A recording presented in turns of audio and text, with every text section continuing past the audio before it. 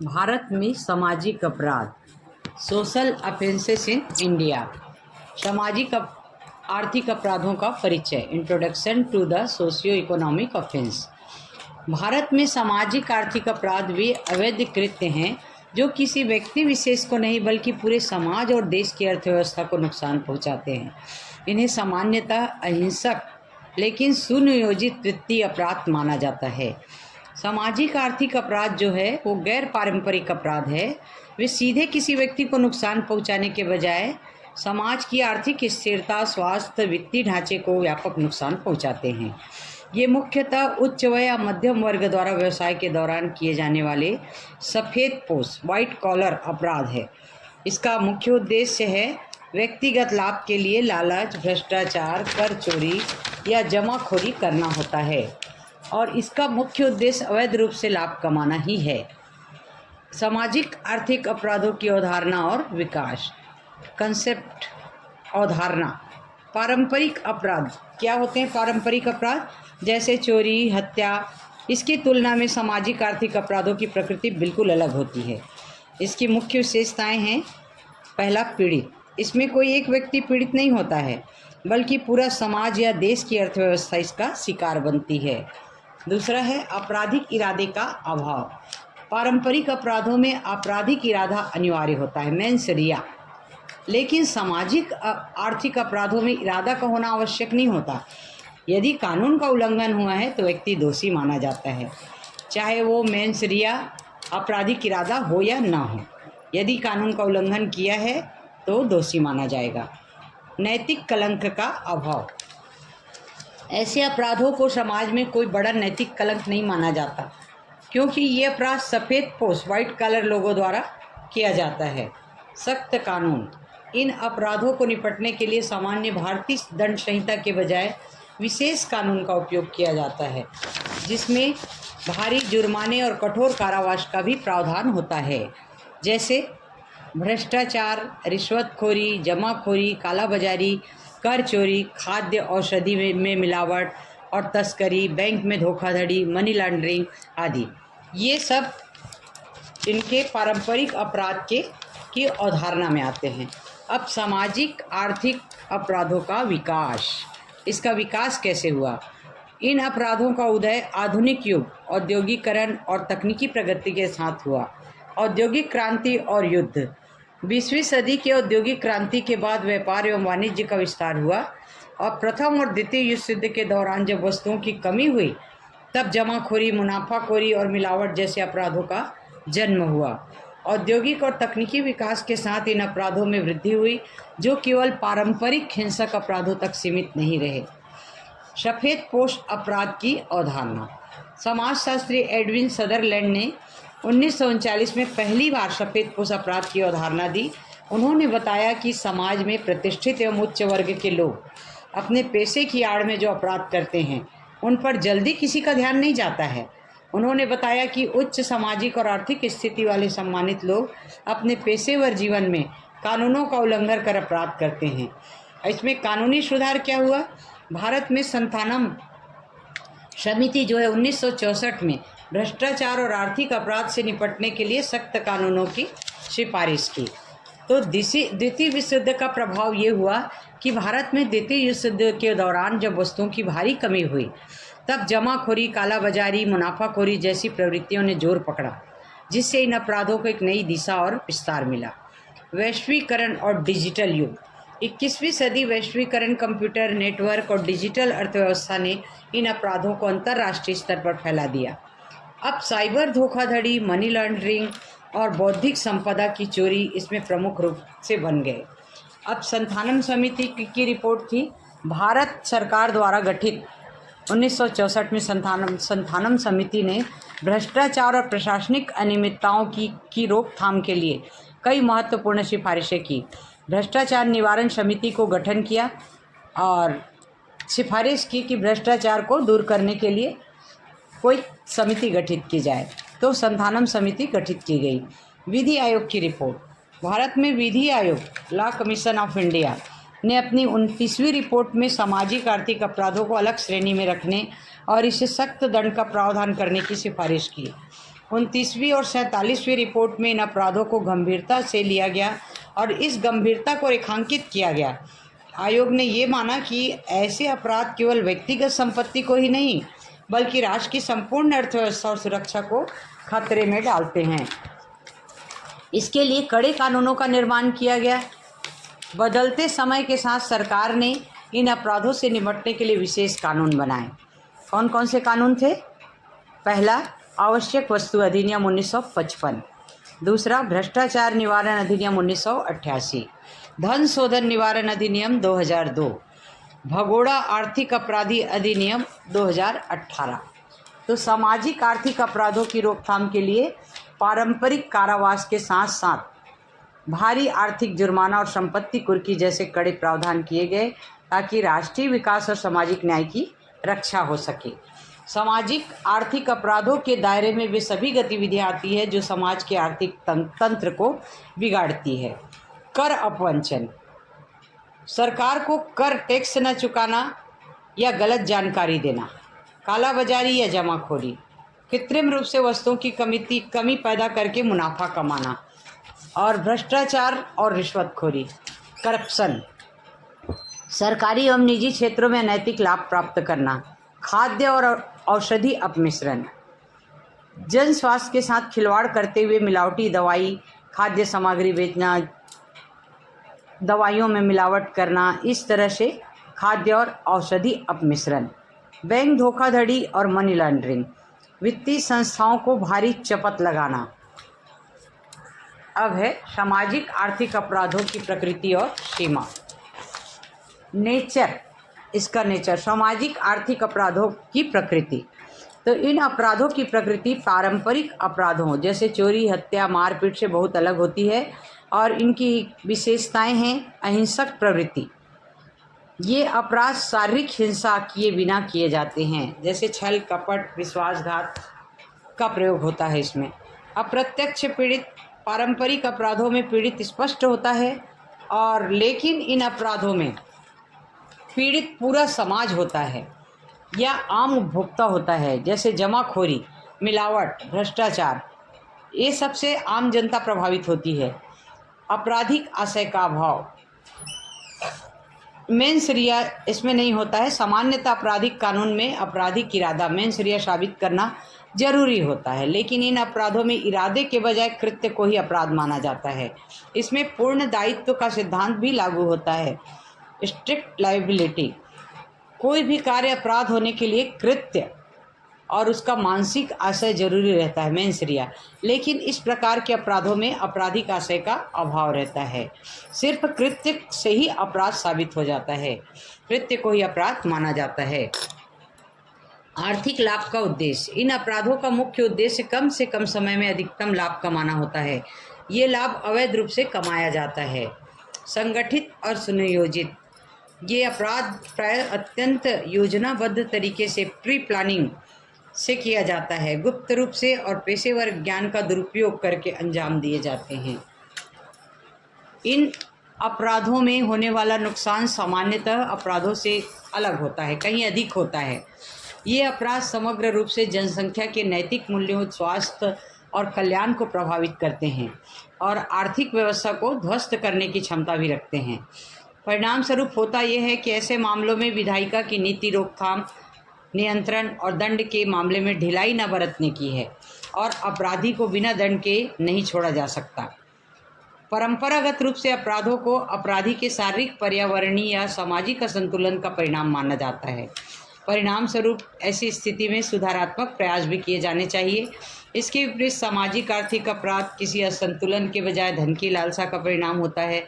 परिणाम स्वरूप ऐसी स्थिति में कठोर और भयावह दंड को स्वीकार्य माना जाता है और सुधारात्मक पहल लागू नहीं की जाती। और इसकी सीमा है, इसको सामाजिक आर्थिक अपराधों का क्षेत्र जो है बहुत व्यापक है, अत्यंत व्यापक है। भारत के 47वें विधि आयोग ने, लॉ कमीशन ऑफ इंडिया ने सबसे पहले इन अपराधों को गंभीरता को पहचाना था और वर्तमान में इसका विस्तार निम्नलिखित क्षेत्रों में है, जैसे भ्रष्टाचार और रिश्वतखोरी। रिश्वतखोरी और भ्रष्टाचार सरकारी तंत्र और संस्थागत अखंडता को कमजोर करना, जिसमें सार्वजनिक धन का दुरुपयोग होता है। कर अपवंचन, आयकर, जीएसटी या कस्टम ड्यूटी छिपाना, जिससे सरकार को राजस्व में भारी नुकसान पहुंचता है और काले धन का निर्माण होता है। काला बाजारी, जमाखोरी, आवश्यक वस्तुओं की कृत्रिम कमी पैदा कर देने से अनुचित मुनाफा कमाना, जो समाज के कमज़ोर वर्गों को प्रभावित करता है। खाद्य और औषधि अपमिश्रण, खाने पीने की चीज़ों में मिलावट करना, दवाओं में मिलावट करना, जो सीधे तौर पर जन स्वास्थ्य को खतरा पहुंचाता है, उसके लिए बहुत बड़ा खतरा है। कारपेट धोखाधड़ी, शेयर बाजार में हेराफेरी, पोजी स्कीम, कंपनी द्वारा निवेशकों का धन गबन करना, जैसे हर्षद मेहता या सत्यम घोटाला।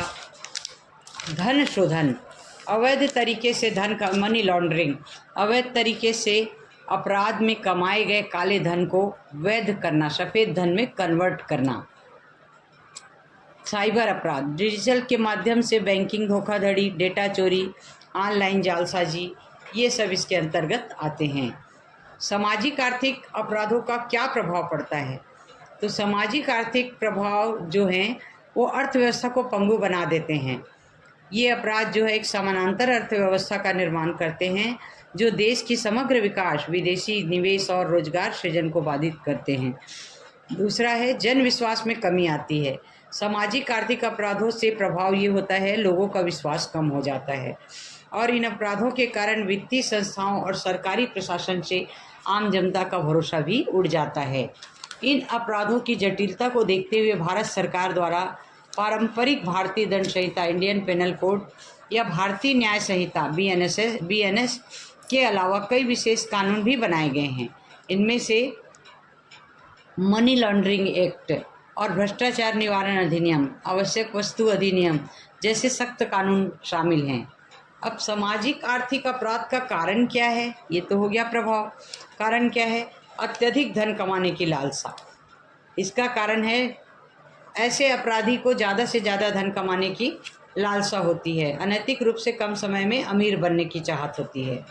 दूसरा है जटिल प्रक्रियाएं और कम सज़ा, कानूनों की तकनीकी खामियां। जटिल प्रक्रियाएं और कम सज़ा कानूनों की तकनीकी खामियों और पारंपरिक अपराधों की तुलना में धीमी कानूनी प्रक्रिया है। और भौतिकवादी संस्कृति, समाज में पैसे को अधिक महत्व मिलना और अपराधियों को सामाजिक बहिष्कार न झेलना।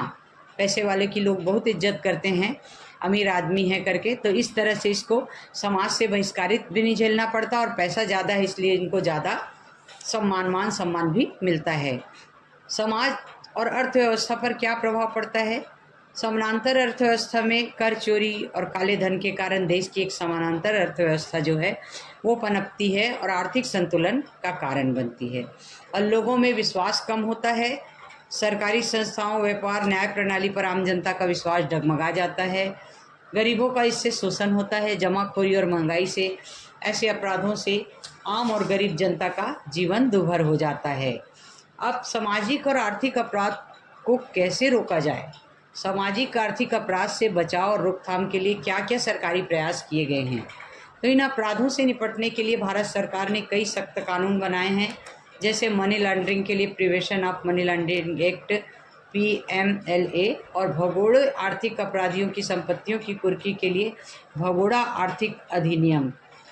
इसके अलावा केंद्रीय जांच ब्यूरो CBI और प्रवर्तन निर्देशालय ED जैसे एजेंसियों द्वारा इन अपराधों की जांच की जाती है। ये पूर्णतः सक्रिय हैं और कानूनी, सामाजिक और प्रशासनिक स्तर पर ऐसे अपराधों को रोक लगाने के लिए कानूनों को और कठोर बनाया जा रहा है ताकि नागरिक के आर्थिक और सामाजिक हितों की रक्षा की जा सके। आपराधिक इरादा, दायित्व की प्रकृति, सबूत का भार और सजा नीति।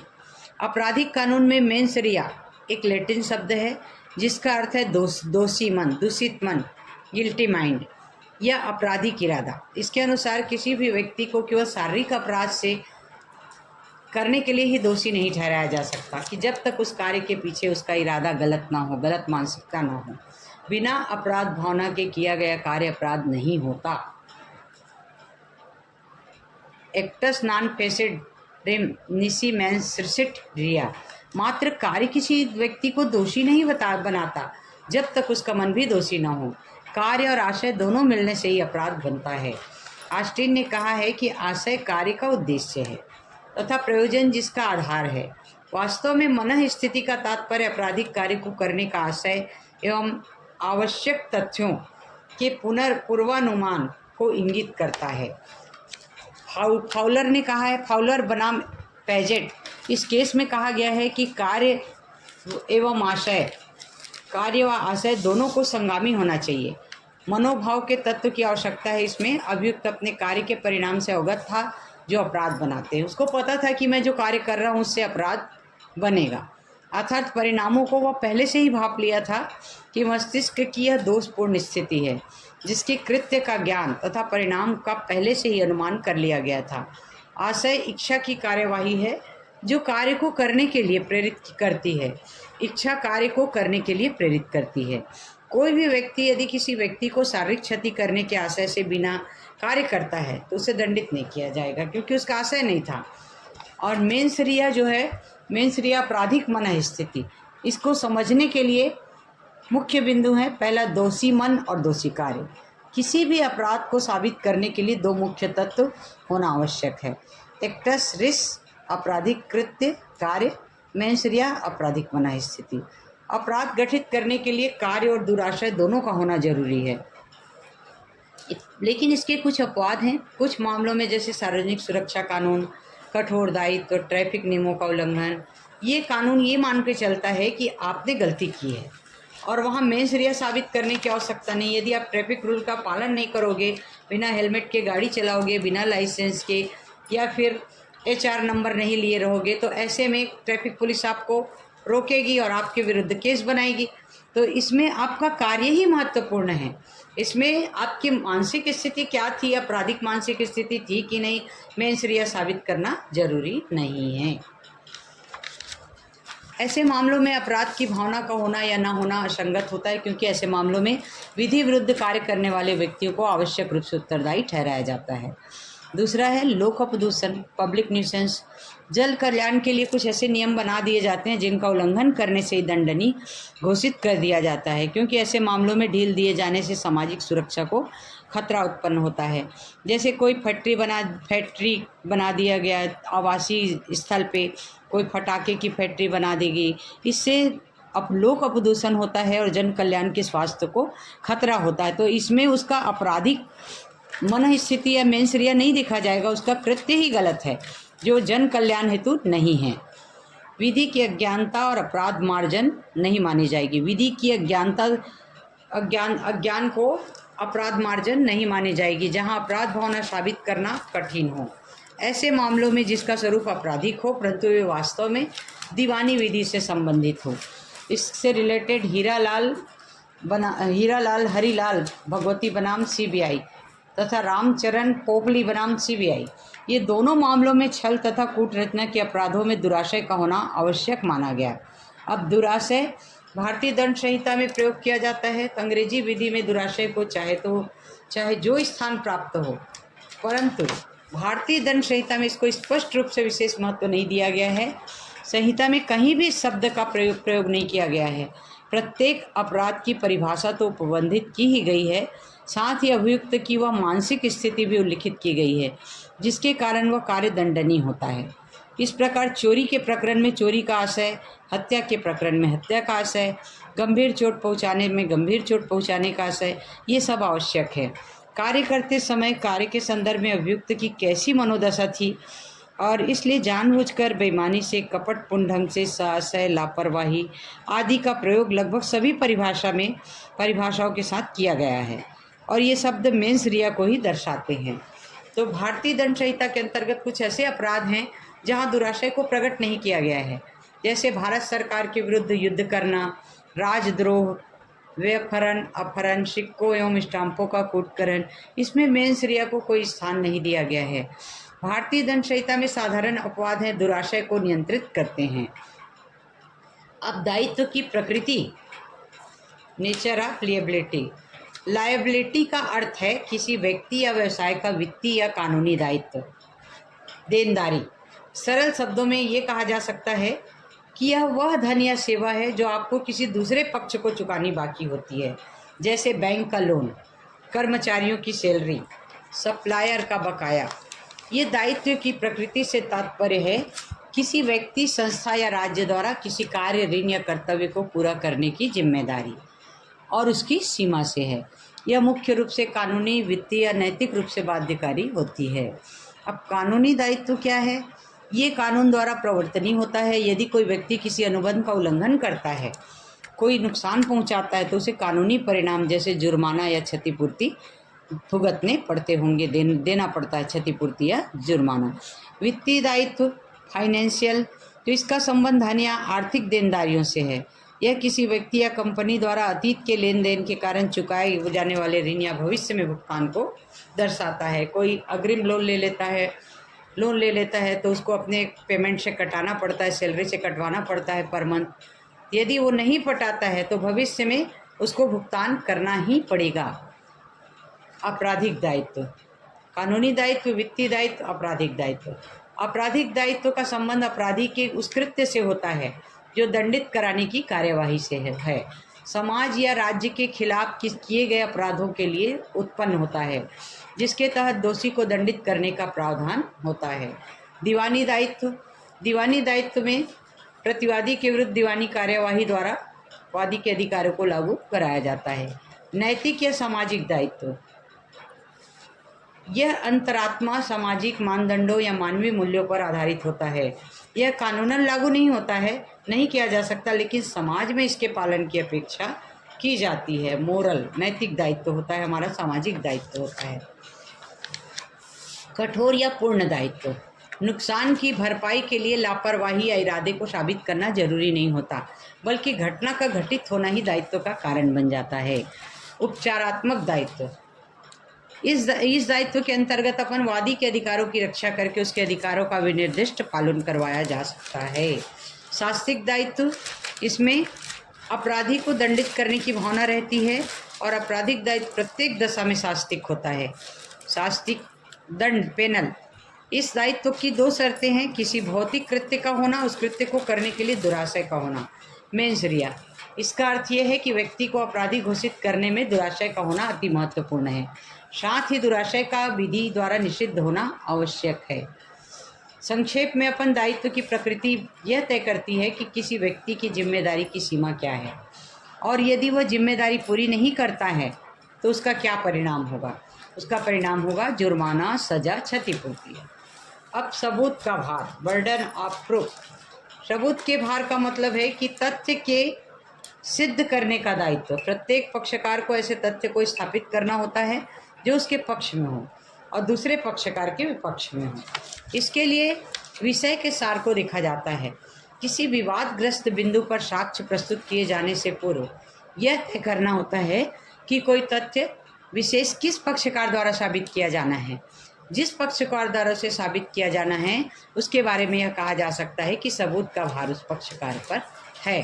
विवादक तथ्य को साबित करने हेतु साक्ष्य को प्रस्तुत करने के दायित्व को सबूत का भार कहते हैं। साक्ष्य को प्रस्तुत करने के दायित्व को साक्ष्य को प्रस्तुत करने के दायित्व को सबूत का भार कहते हैं। ये साक्ष्य अधिनियम की धारा 101, 101 और 102 में सबूत के भार को समझाया गया है। 101 क्या कहती है कि जो पक्षकार यह इच्छा व्यक्त करता है कि न्यायालय किसी विधिक अधिकार या दायित्व के बारे में उसके द्वारा दिए गए तथ्यों के आधार पर निष्कर्ष दे तो यह दायित्व होता है कि वह इन तथ्यों को सिद्ध करे। तो सबूत का भार धारा 101 के अनुसार जब कोई व्यक्ति किसी तथ्य को साबित करने के लिए आबद्ध हो तब यह कहा जाता है कि इस व्यक्ति पर सबूत का भार है। सबूत का भार का अर्थ है कि किसी तथ्य को सिद्ध करने का दायित्व। प्रत्येक पक्षकार को ऐसे तथ्य स्थापित करने होते हैं जो उसके पक्ष में हो और दूसरे पक्षकार के विपक्ष में। व्यक्ति जो कतिपय तथ्यों के अस्तित्व पर विश्वास करता है वे तथ्य न्यायालय के समक्ष साबित करना चाहिए। इस धारा का सिद्धांत ये है कि जो पक्षकार किसी तथ्य के अस्तित्व के बारे में न्यायालय को समाधान करवाना चाहता है, उसके आधार पर निर्णय चाहता है, तो ऐसे तथ्य को साबित करने का भार उसी पर होगा।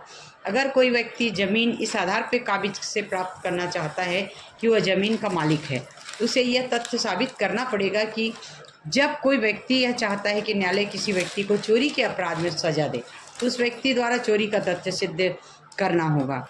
कृष्ण प्रसाद बनाम गोपाल प्रसाद के मामले में एक व्यक्ति जो किसी दान पत्र को प्रश्नगत करता है और यह कहते हुए कि उसमें कपट था, उसे ही वह तथ्य साबित करना होगा कि दान पत्र को उन उत्तराधिकारियों द्वारा प्रश्नगत किया गया था जो अन्यथा उस संपत्ति को उत्तराधिकार में प्राप्त करते। बी रमेश बनाम एच नंदीश्री के बाद में एक किराएदार को भवन से इस आधार पर निकालने के बाद में कि उसने इमारत को गंभीर रूप से कमज़ोर कर दिया था, तो इस सत्य को भूमि स्वामी द्वारा साबित किया जाना है कि उसने किराएदार ने उसके भवन को कमज़ोर कर दिया है। स्टेट ऑफ महाराष्ट्र बनाम वासुदेव चंद्रन कैदलवार, इस केस में भ्रष्टाचार निवारण अधिनियम के अंतर्गत उच्चतम न्यायालय ने सबूत के भार के दो स्पष्ट अर्थ अर्थात दोष साबित करने का भार और साक्ष्य लाने का भार, दांडिक कार्यवाहियों में अभियुक्त के विरुद्ध सभी ऐसी बातें साबित करना जिससे उस पर लगाया गया आरोप स्थापित हो जाए, यह भार अभियोजन पक्ष पर होता है। किसी खास बात को साबित करने का भार विधि द्वारा अभियुक्त पर लादा जा सकता है। भ्रष्टाचार निवारण अधिनियम की स्कीम के अनुसार अभियुक्त को यह बात साबित करनी होती है कि जो वस्तुएं या जायदाद उसके पास है वह उसने कैसे बनाई। दांडिक कार्यवाही में शुरू में ही यह सिद्धांत लागू होता है कि अभियोजन पर भी यही साबित करने का प्राथमिक भार होता है कि जिस अपराध का आरोप उसने अभियुक्त पर लगाया है वह वास्तव में उसके लिए दोषी है। तो अभियोजन ही सकारात्मक पहलू लेकर चलता है और इसलिए भार भी उसी पर होता है। न्यायालय यह अवधारणा किए रहता है कि अभियुक्त निर्दोष है और अभियुक्त की निर्दोषिता का उसके अतिरिक्त कुछ और अर्थ नहीं है। अभियोजन को भी यह साबित करना होता है कि उसमें कोई युक्तियुक्त संदेह नहीं है कि अभियुक्त दोषी है। कैदी को यह नहीं साबित करना होता कि वह निर्दोष है, अभियोजन को ही साबित करना है कि वह अपराधी है, दोषी है।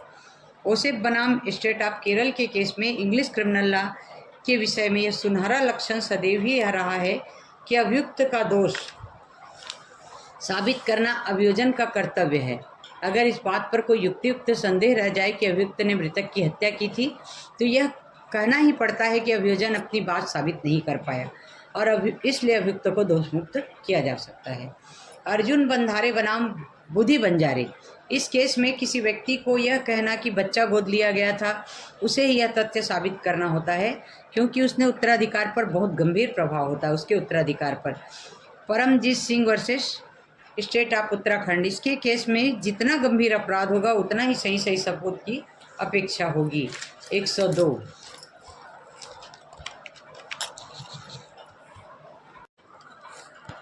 धारा 102 सबूत का भार किस पर होता है। किसी वाद या कार्यवाही में सबूत का भार उस व्यक्ति पर होता है जो असफल हो जाएगा यदि दोनों में से किसी भी ओर से कोई भी साक्ष्य न दिया जाए। जैसे ख पर भूमि के लिए वाद लाता है, उस भूमि पर के लिए वाद लाता है जो ख के कब्जे में है, जिसके बारे में क यह प्राख्यान करता है कि वह ख के पिता ग को विल द्वारा क के लिए दी गई थी। तो यदि किसी भी ओर से कोई साक्ष्य नहीं दिया जाएगा तो वह ख इसका हकदार होगा जिस पर वह अपना कब्जा रखे रहे। अतः सबूत का भार क पर था कि उसको क के पिता ने क को विल द्वारा उनके पिता द्वारा प्राप्त की गई थी। कब सबूत का भार दूसरे पक्ष पर चला जाता है, बर्डन ऑफ प्रूफ दूसरे पक्ष पर कब जाता है। तो कुछ परिस्थितियां ऐसी होती है जब सबूत का भार दूसरे पक्ष पर चले जाता है। जैसे उपधारणा में यदि किसी तथ्य के बारे में किसी एक पक्षकार के पक्ष में उपधारणा की जाती है तो सबूत का भार दूसरे पक्षकार पर चले जाता है। विशिष्ट ज्ञान में यदि कोई तथ्य किसी व्यक्ति के विशिष्ट ज्ञान में है तो उसे साबित करने का भार उसी व्यक्ति पर चले जाता है जिसके ज्ञान में वह तथ्य है। स्वीकृति में यदि किसी तथ्य पर वाद के पक्षकार ने स्वीकृति की है और दूसरा पक्षकार उसे साबित कर देता है तो यह साबित करने का भार की उसने स्वीकृति नहीं दी थी, स्वीकृति करने वाले पर चला जाता है। अब है सजा नीति। सजा नीति में भारत में सेंटेंसिंग पॉलिसी दंडात्मक नीति का अर्थ है उस कानूनी प्रक्रिया और सिद्धांतों से जिसके तहत अदालतें किसी अपराध के दोषी व्यक्ति को सजा, कैद, जुर्माना या मृत्यु दंड की मात्रा और प्रकार तय करती है। तो भारत में सेंटेंसिंग पॉलिसी के मुख्य सिद्धांत हैं। भारत में कोई भी लिखित या संहिताबद्ध सेंटेंसिंग नीति नहीं है। दंडात्मक नीति नहीं है। इसके बजाय दंड प्रक्रिया संहिता CRPC और भारतीय न्याय संहिता BNS के प्रावधानों में साथ साथ सर्वोच्च न्यायालय के फैसलों के आधार पर सजा तय की जाती है। न्यायालय मुख्य रूप से दंड के 4 सिद्धांतों का पालन करता है। पहले, प्रतिशोधात्मक, जैसे को तैसा। इस सिद्धांत के तहत अपराध की गंभीरता के अनुसार अपराधी को शारीरिक या मानसिक रूप से दंडित किया जाता है ताकि पीड़ित और समाज को न्याय मिल सके। निवारक सिद्धांत, इसका उद्देश्य न केवल दोषी को बल्कि समाज के अन्य लोगों को भी यह कड़ा संदेश देना है कि भविष्य में वह ऐसा अपराध न करे। सुधारात्मक सिद्धांत, इस आधुनिक सिद्धांत के तहत अपराधी को एक बेहतर इंसान बनाने पर जोर दिया जाता है, जैसे जेलों में योग की शिक्षा और व्यावसायिक प्रशिक्षण देना। इस प्रकार से उनको सुधार करने का अवसर दिया जाता है। निषेधात्मक सिद्धांत, इस सिद्धांत के अनुसार दंड का उद्देश्य प्रतिशोध की भावना न होकर अपराधों का निवारण करना है। अपराधी समाज के कंटक होते हैं, वे समाज में अशांति व असुरक्षा पैदा करते हैं, इसलिए ऐसे व्यक्तियों को दंडित कर समाज को संरक्षण प्रदान किया जाता है। शांति एवं व्यवस्था बनाए रखने के लिए दंड अनिवार्य है, अपरिहार्य है। अभियुक्त को कारावास का दंड देकर या अभियुक्त को मृत्यु दंड देकर। अब सजा के प्रकार कौन कौन से हैं? Types of punishment. मृत्युदंड, कैपिटल पनिशमेंट, सबसे गंभीर प्रकृति के अपराध जैसे अत्यंत क्रूरता के साथ बलात्कार और हत्या के लिए मृत्युदंड दिया जाता है।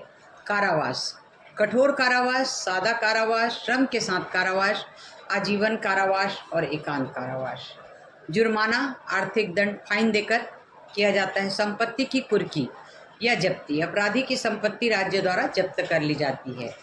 अब इस प्रकार सजा तय करते समय जज दोनों पक्षों के पहलुओं पर विचार करता है।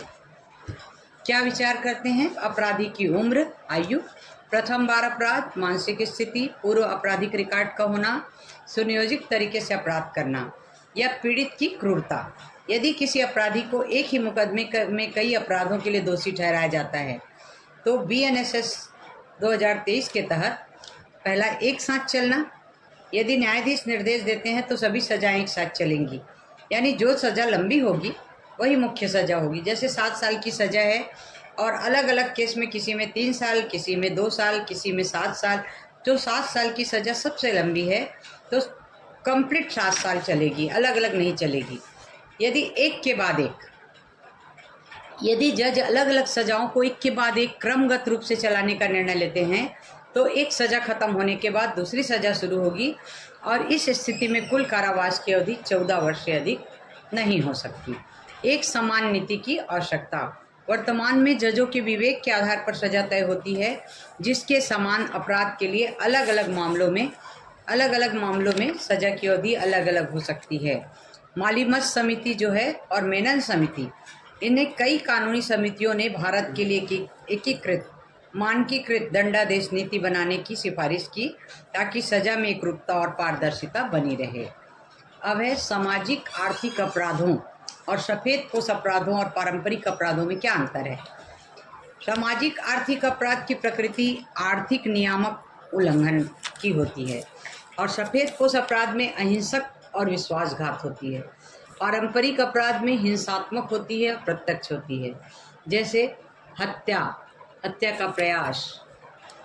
अब इसमें कर्ता कौन होता है? सामाजिक आर्थिक अपराध में कोई भी प्रभावशाली लोग ही इस अपराध को करते हैं और सफेदपोश अपराध में उच्च सामाजिक स्थिति वाले लोग करते हैं और पेशे वाले लोग करते हैं। और पारंपरिक अपराध जो है कोई भी व्यक्ति, अक्सर निम्न वर्ग का व्यक्ति ही करता है।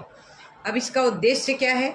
तो सामाजिक आर्थिक अपराध का उद्देश्य आर्थिक लाभ या धोखाधड़ी है और सफेदपोश अपराध का उद्देश्य अधिक धन कमाना और शक्ति अर्जित करना और पारंपरिक अपराध में तत्काल लाभ या हिंसक की भावना। अब इसका प्रभाव क्या होता है? सामाजिक आर्थिक अपराध का प्रभाव पूरी अर्थव्यवस्था और समाज प्रभावित होती है और सफेदपोश अपराध में व्यवसाय और व्यक्तिगत बचत। पारंपरिक अपराध में व्यक्ति या समिति समूह प्रभावित होती है।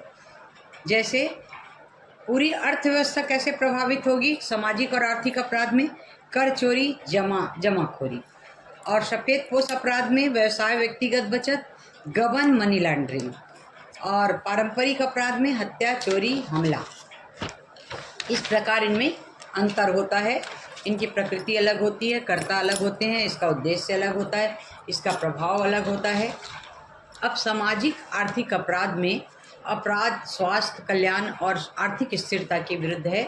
इसमें मेंस रिया अपराधी की इरादा साबित करना आवश्यक नहीं है, सिर्फ कृत्य का पता चलना ही सजा के लिए पर्याप्त है। सफ़ेद पोश अपराध व्हाइट कॉलर क्राइम, ये शब्द ई सदरलैंड द्वारा दिया गया था, जो पेशे के दौरान उच्च वर्ग के लोगों द्वारा किए जाने वाले अहिंसक वित्तीय अपराधों को दर्शाते हैं। ये विश्वसनीय पद पर रहते हुए किए जाते हैं, जैसे प्रतिभूति धोखाधड़ी या रिश्वतखोरी।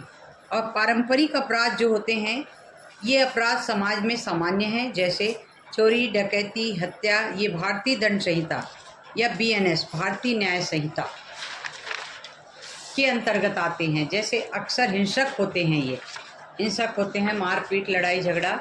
सफ़ेद पोश अपराध और सामाजिक आर्थिक अपराधों का एक हिस्सा हो सकते हैं। जैसे दोनों ही मामलों में पीड़ितों की संख्या पारंपरिक अपराधों की तुलना में बहुत अधिक हो सकती है और ये देश के विकास के लिए बड़ी चुनौती है। भारत में सामाजिक आर्थिक अपराध जो है, संथानम समिति की रिपोर्ट 1964 और भारतीय विधि आयोग 47वीं रिपोर्ट 1972। तो संथानम समिति की रिपोर्ट 1964 में स्थापित संथानम भ्रष्टाचार विरोधी समिति ने अपने व्यापक जांच कार्य और अनुशंसित रिपोर्ट के लिए प्रशंसा की।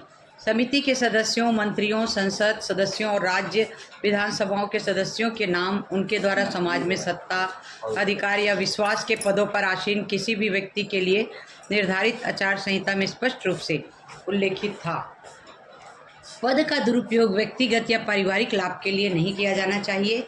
किसी भी प्रकार की गतिविधि दल, धर्म, जाति या समुदाय के हितों से प्रेरित नहीं होना चाहिए और व्यापारिक के साथ साथ अनौपचारिक लेन देन या उससे अन्य निजी जो व्यक्ति हैं उनसे आतिथ्य सत्कार या उपहार भी नहीं लेना चाहिए।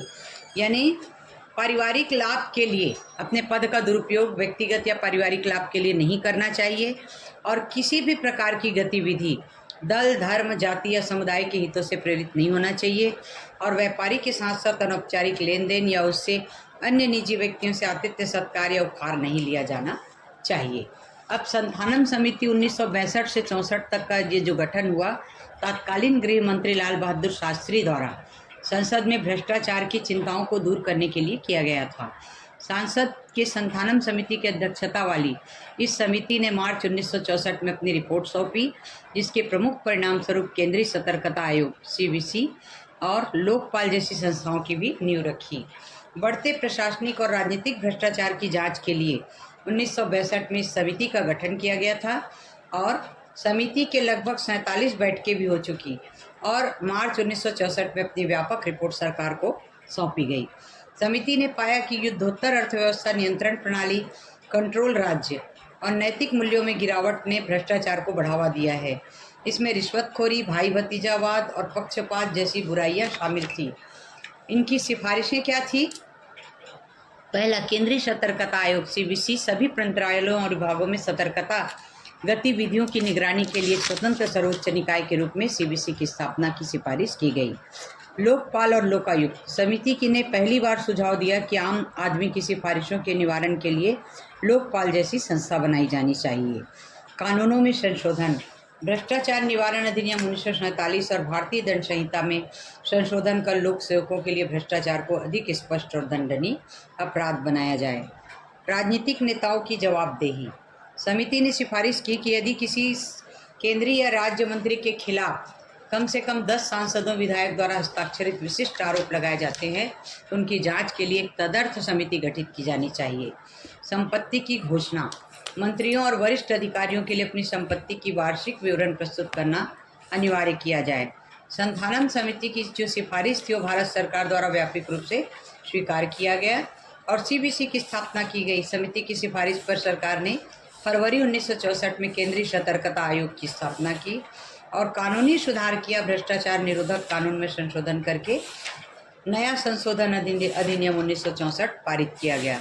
ये रिपोर्ट भारतीय प्रशासनिक इतिहास में भ्रष्टाचार के खिलाफ एक ऐतिहासिक मील का पत्थर भी मानी जाती है। अब भारतीय विधि आयोग की 47वीं रिपोर्ट 1972 सामाजिक और आर्थिक अपराधों के परीक्षण और दंड।